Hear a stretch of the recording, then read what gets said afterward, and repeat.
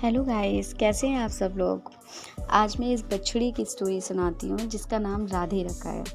इसे प्यार से सब लोग राधू बोलते हैं। इसका जन्म 8 दिसंबर 2022 में हुआ था, बट मैं इसे अपने घर 9 दिसंबर को लेके आई थी, क्योंकि जब 8 तारीख को इसका जन्म हुआ था तो मुझे पता नहीं था कि इसका जन्म होने वाला है। मुझे 9 तारीख को कुछ बच्चों से पता चला, बात कर रहे थे कि इधर जो गाय आती थी उसने बच्चा दिया और कुत्ते ने नोच लिया और मर गई।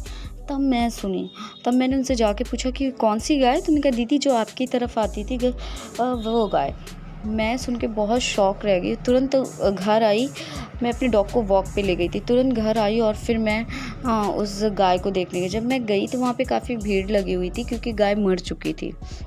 मैंने वहाँ के लोगों से पूछा कि क्या हुआ, कैसे ये हुआ। फिर मैंने देखा कोने में राधे चुपचाप डरा सा सहमा हुआ खड़ा हुआ है। तो उन्होंने बताया कि रात में जब ये बच्चे को जन्म दे रही थी तो कुछ कुत्ते घेर लिए और उसे काट लिए, जिससे पॉइजन उसके शरीर में फैल गया तो मर गई।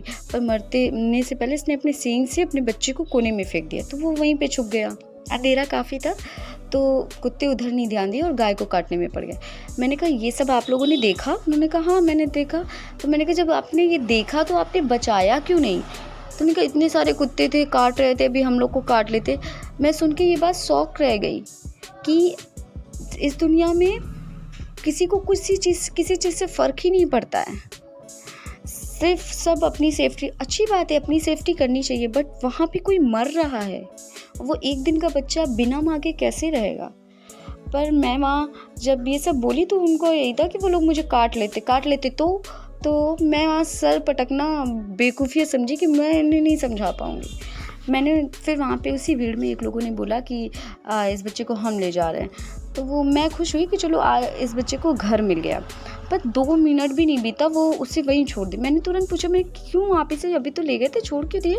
उन्होंने बोला ये बछड़ा है। मैं शॉक हो गई। मैंने कहा बछड़ा है ये रीज़न? तो उन्होंने कहा हाँ बछड़ा है, नहीं बस तुझे बछिया है। तो हमने कहा अच्छा। मुझे नहीं समझ में आता, इंसान का लड़का हुआ तो वो घर का चिराग है, ये भी तो किसी माँ का बच्चा है ना। पर आजकल सभी बचिया है तो पालेंगे, अगर दूध कम देने लगी तब भी छोड़ देंगे। कितनी तो गायों को छोड़ दिया जाता है क्योंकि बूढ़ी हो गई। बछड़े को तो जन्म होते हुए हफ्ते 2 हफ्ते महीने भर मुश्किल से पालते हैं, फिर इसको जाके किसी दूसरी गांव में छोड़ते कि वो वापस ना आ पाए। गाय से दूध बांधते हैं कि सिर्फ माँ को देख के संतुष्ट हो, दूध की क्या ज़रूरत है, तुम्हें वैसे भी जीने का कोई हक नहीं है। मैं ये सब देख के सोच के बहुत ज़्यादा शॉक हो जाती हूँ कि कैसा ज़माना है, यहाँ किसी की जान की किसी को कद्र ही नहीं है। मैंने बोला इसे आप मेरे घर छोड़ दीजिए।